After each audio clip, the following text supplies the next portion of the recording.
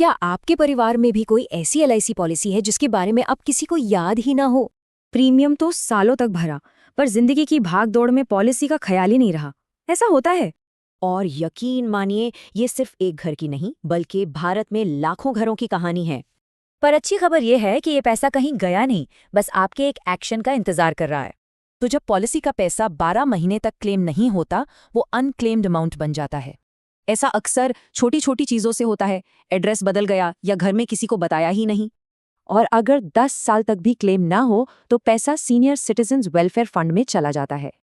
लेकिन टेंशन की बात नहीं, इसके बाद भी सही डॉक्यूमेंट्स के साथ पैसा वापस मिल सकता है।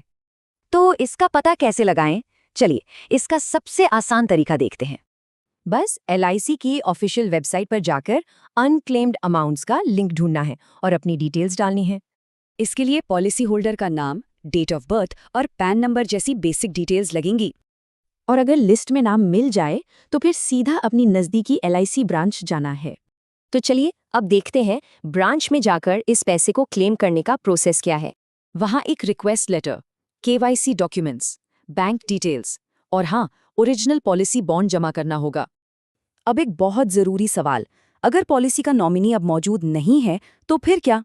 ऐसे केस में जो लीगल वारिस हैं वो सक्सेशन सर्टिफिकेट देकर क्लेम कर सकते हैं। एक बार सारी फॉर्मेलिटीज पूरी हो गई तो पैसा डायरेक्ट आपके बैंक अकाउंट में आ जाएगा। ये आपका और आपके परिवार का हक है, इसे ऐसे ही मत जाने दीजिए। तो अब इंतजार कैसा? आज ही चेक करें। क्या पता आपकी परिवार की मेहनत की कमाई इंतजार कर रही हो।